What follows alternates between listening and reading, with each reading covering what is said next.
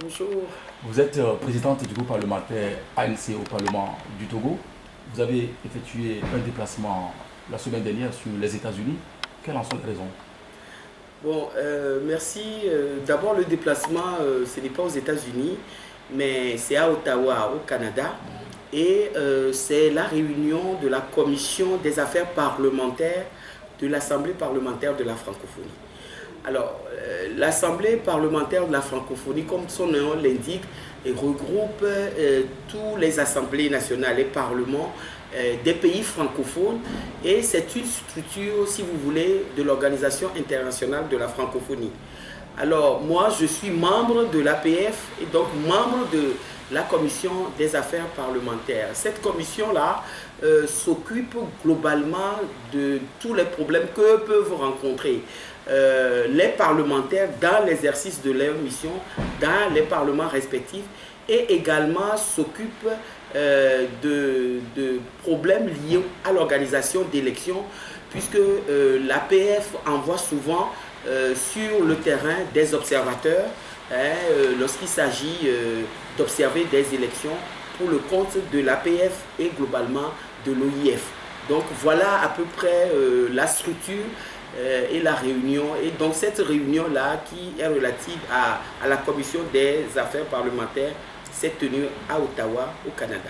Comment ça s'est passé, cette réunion-là? Ça s'est très bien passé, puisque il s'agissait de faire des rapports, puisque l'APF a plusieurs commissions, dont la commission des affaires parlementaires, la commission politique, la commission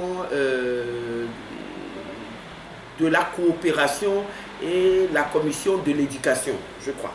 Et donc, toutes ces commissions-là tiennent une réunion par année en préparation à d'abord l'Assemblée générale Afrique, parce que tous les continents ont leur Assemblée générale chaque année et préparent la grande Assemblée générale de tout international, si vous voulez.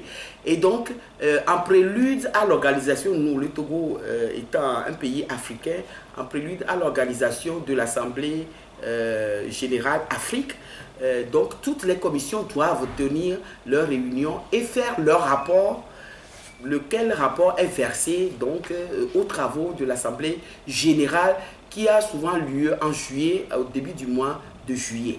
Et donc le travail que nous avons eu à faire était très intéressant, d'autant que l'APF a participé et donc a envoyé des observateurs à plusieurs élections qui se sont déroulées. Vous savez, l'année 2015 a été une année vraiment électorale, pratiquement sur tous les points, et 2016 également. Et donc nous avions eu à entendre les rapports des députés de l'APF qui sont allés observer les élections au Bénin, au Burkina, au Congo, Brazzaville et autres. Et j'ai profité de ce forum-là pour poser le problème de l'élection présidentielle de 2015, qui a été organisée au Togo et dont l'OIF a été vraiment à la pointe de l'observation. Vous vous rappelez que l'OIF était intervenu en amont pour le problème lié au fichier électoral, et également il était là lorsque les problèmes ont commencé, ont continué jusqu'à la proclamation, je dirais, irrégulière de l'élection présidentielle. Il faut rappeler que jusqu'au jour d'aujourd'hui, nous n'avions pas eu accès au rapport, parce que bon, l'OIF a observé en amont comment en aval ce processus-là devait sortir un rapport. Et lorsque nous avions eu notre assemblée générale de l'année dernière à Berne, en Suisse, j'avais posé ce problème-là au niveau de la commission des affaires parlementaires parce que bon, ça faisait pratiquement une année que cette élection présidentielle s'est passée, mais le rapport n'a jamais été rendu public. Donc, à Ottawa, j'ai reposé le problème également de ce rapport-là de l'OIF parce que nous voulons savoir quel est le point de vue de l'OIF sur ce qui s'est passé au Togo. Et donc, nous avions appris finalement là-bas à Ottawa que le rapport venait d'être rendu public. Bon, nous ne l'avions pas eu et sur notre assistance, ce rapport-là nous a été donné. Et donc, bon, nous avions vu, bon, sur ce qui, bon, vous savez, les rapports de mission, d'observation, nous avons soulevé le problème également là-bas. Nous avons vu ce qui est contenu et bon, dans tous les cas, ce que nous pouvons retenir d'essentiel dans ce rapport, c'est que l'OIF aussi, cette fois-ci, ajoute sa voix à toutes les voix qui se sont élevées, qui continuent à s'élever sur la nécessité de faire les réformes constitutionnelles, institutionnelles et autres dans notre pays. Et donc, cela se retrouve essentiellement dans ce rapport. Je ne veux pas revenir, ça serait fastidieux. Nous l'avons fait dans notre mémorandum sur les irrégularités énormes qui ont attaché ce scrutin-là, mais essentiellement pour aujourd'hui, c'est que dans ce rapport-là, l'OIF aussi dit qu'il est nécessaire de faire les réformes constitutionnelles, institutionnelles et autres. Ce qui est également intéressant dans cette réunion, c'est que tous ceux qui ont eu à accomplir des missions d'observation sur les élections ont constaté qu'aujourd'hui en Afrique, principalement en Afrique, il y a deux types de scrutins qui sont organisés. Il y a les scrutins que nous avons, en jeu de mots, qualifiés d'ouverts, et il y a des scrutins que nous avons qualifiés de fermés. Alors, les scrutins ouverts, c'est les scrutins où le président en exercice, le président de la République en fonction, ne se porte plus candidat. Pour ce genre de scrutin, les règles de transparence et d'équité d'élection sont respectées, les choses se passent bien et on ne remarque pas d'irrégularité ni de violence dans ces genres de scrutins. Par contre, ceux que nous avons qualifiés de scrutin fermé, et c'est un de nos collègues qui a eu le génie de faire la part des choses, ceux que nous avons qualifiés de scrutin fermé, c'est les scrutins dans lesquels le président de la République au pouvoir se porte candidat. Et ces scrutins-là sont fermés et on a l'impression, tous les observateurs qui ont fait le déplacement de ces différents types de scrutins-là ont eu l'impression que tout était joué d'avance. Et on a donné le cas du Togo. Et pour ce qui concerne les scrutins ouverts, il y a eu le Burkina, il y a eu tout dernièrement le Bénin. Le Bénin également, que nous pouvons citer comme exemple. Vous avez vu qu'au Burkina, tout s'est bien passé parce que, bon, M. Blaise Compaoré, vous savez ce qui, avec la révolution burkinabé et tout ça, il n'a pas rempilé et donc tous les candidats étaient sur un même pied et les règles électorales se sont appliquées de manière équitable à tout le monde. Il en est ainsi du Bénin également, où tout s'est bien et relativement bien passé. Ce n'est pas le cas, par exemple, du Congo, Brazzaville, où M. Sassou Nguesso, qui est au pouvoir, a rempilé. Également le cas du Togo, où M. Faure Gnassingbé est au pouvoir, a rempilé encore pour un troisième mandat. Ce qui, je dirais, directement pose le problème de la limitation du mandat présidentiel. Parce que il ne peut avoir de scrutin ouvert que dans un pays où la limitation du mandat est de règle, parce que la plupart du temps, c'est que le président qui est en exercice fera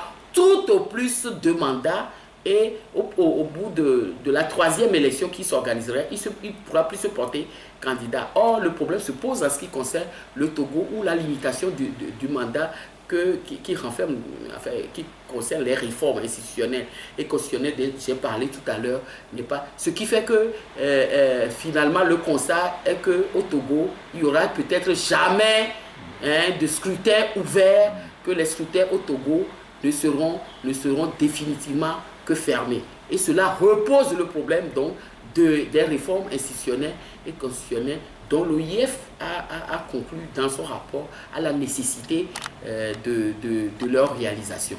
Donc voilà à peu près le travail qui a été fait et tout ça là-bas. Et également, on a attiré l'attention de tous les membres de la commission également sur le fait que il y a une formule qui est souvent utilisée dans les rapports des missions d'observation, surtout en ce qui concerne les élections organisées en Afrique.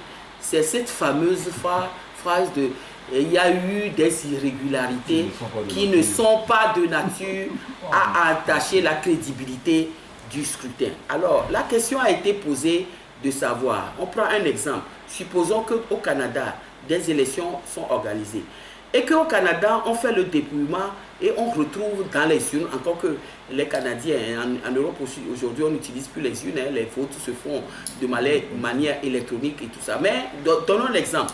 Supposons qu'au Canada, ils avaient utilisé les urnes parce que nous avons hérité ça des pays d'Europe et tout ça, qu'on dépouille et qu'on se rend compte qu'il y a plus de votants que d'électeurs, par exemple. Ce que nous avons constaté dans le scrutin présidentiel de 2015 dans notre pays. Supposons qu'on retrouve dans les urnes des spécimens de bulletins qui n'avaient pas leur place là-bas.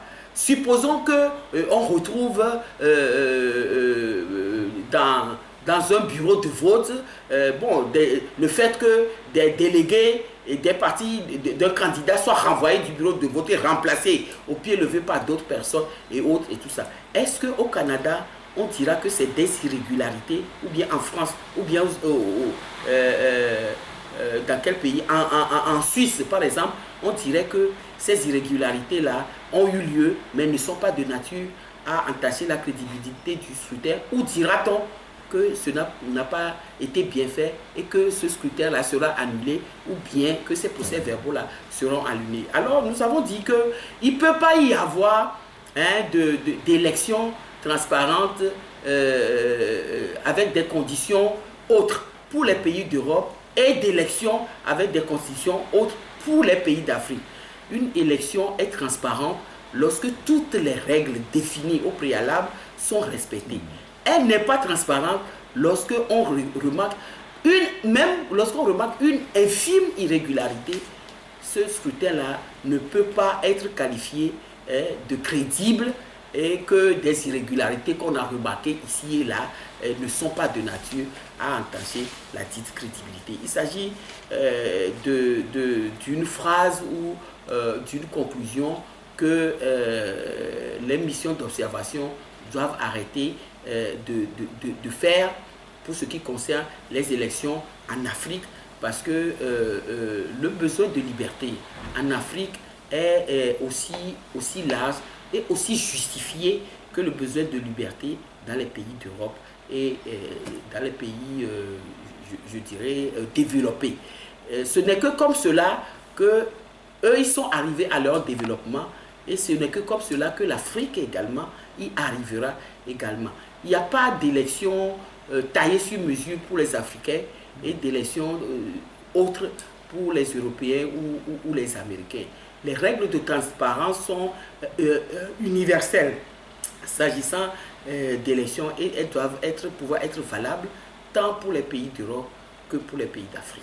En fait, l'enseignement que nous pouvons en tirer, c'est que nous avions réussi, comme je l'ai dit tout à l'heure, plus d'une année après l'élection présidentielle, à voir la couleur du rapport de l'OIF. Et donc, nous pouvons dès à présent commencer à travailler dessus, parce que le problème du fichier électoral, on en a parlé. Il y a nécessité de revoir le fichier électoral.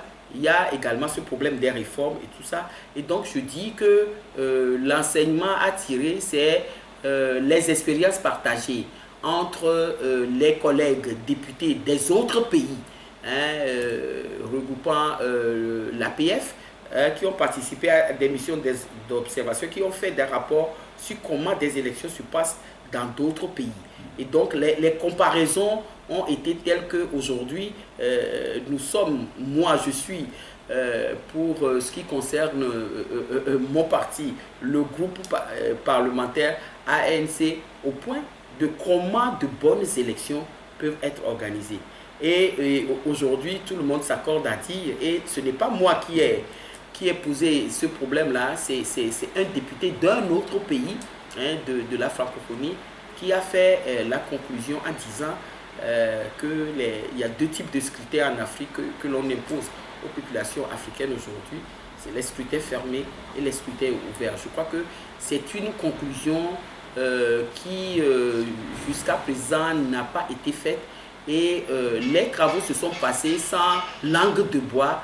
Et nous nous sommes regardés, hein, les députés des pays africains que les députés des pays européens et autres dans les yeux. Nous nous sommes dit les vérités qu'il y a sur comment la démocratie est vue et appliquée dans ces pays d'Europe-là et dans ces pays d'Afrique. Et j'avoue que c'est beaucoup d'enseignements que nous avons tirés de là. Et bon, nous devons continuer la lutte en tenant compte du fait que tous tels que nous sommes égaux devant la loi, en liberté et en dignité. Maître Isabelle Amégabi, merci à vous. Merci.